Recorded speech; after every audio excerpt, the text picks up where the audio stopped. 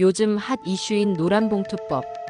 통과되고 반대 찬성, 영향까지 정리해보았습니다. 최근 정치권과 언론에서 연일 화제가 되고 있는 노란봉투법 이름만 들어서는 무슨 법인지 감이 안 오시죠? 사실 이 법안은 우리나라 노사관계의 판도를 바꿀 수 있는 중요한 변화를 담고 있습니다. 그런데 막상 정확한 내용을 아는 분들은 많지 않더라고요. 노동자 권익 보호냐, 기업 부담 증가냐를 놓고 사회 전체가 주목하고 있는 이 법안의 모든 것을 한 번에 정리해드리겠습니다. 노란봉투법이 도대체 뭐길래 이렇게 난리일까? 노란봉투법의 정식 명칭은 노동조합 및 노동관계조정법 일부 개정법률안입니다. 길고 복잡하죠. 핵심을 한마디로 요약하면 노동자가 합법적으로 파업할 때 기업이 과도한 손해배상을 청구하지 못하게 막는 법이라고 보시면 됩니다. 그런데 이 노란봉투라는 귀여운 이름은 어디서 나온 걸까요? 2014년 쌍용자동차 사태 때로 거슬러 올라갑니다. 당시 해고된 노동자들이 천문학적인 손해배상 소송에 시달리고 있을 때 시민들이 노란 봉투에 성금을 담아 지원했던 일이 있었거든요. 그 노란 봉투가 연대와 희망의 상징이 되면서 이 법안의 별칭으로 자리 잡게 된 거죠. 사실 노동자들이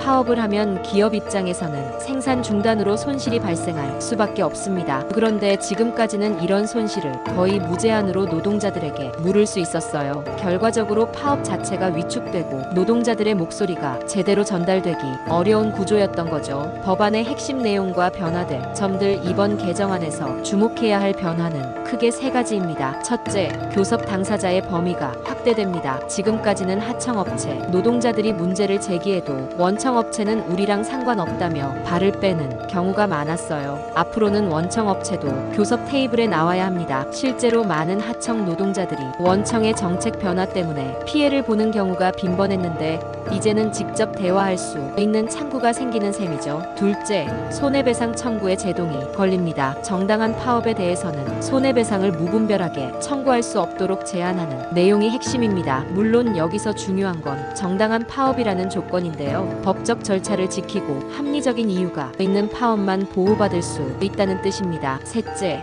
쟁의행위의 범위가 넓어집니다. 기존에는 임금이나 근로조건 개선만 파업 사유로 인정됐다면 이제는 대량해고나 구조조정 반대도 정당한 파업 사유가 될 수 있어요. 이런 변화들이 실제로 현장에 어떤 영향을 미칠지는 시행 이후에 지켜봐야겠지만 분명한 건 노사관계의 기존 판도에 상당한 변화를 가져올 거라는 점입니다. 찬반 논리와 앞으로의 전망. 노란봉투법을 둘러싼 논쟁은 정말 치열합니다. 각각의 입장을 들어보면 나름대로 일리가 있어서 더욱 복잡하죠. 노동계에서는 이 법을 노동자 생존권 보호의 최소한의 장치라고 봅니다. 헌법에서 보장하는 단체 행동권이 손해배상 위협 때문에 제대로 행사되지 못하고 있다는 게 핵심 논리예요. 특히 비정규직이나 하청 노동자처럼 약한 고리에 있는 사람들도 목소리를 낼 수 있는 최소한의 보호막이 필요하다는 입장입니다. 반면 경영계는 기업 운영의 예측 가능성과 경영 부담을 걱정하고 있어요. 원청 책임이 확대되면 복잡한 하도급 구조에서 어디까지가 책임 범위인지 애매해질 수 있거든요.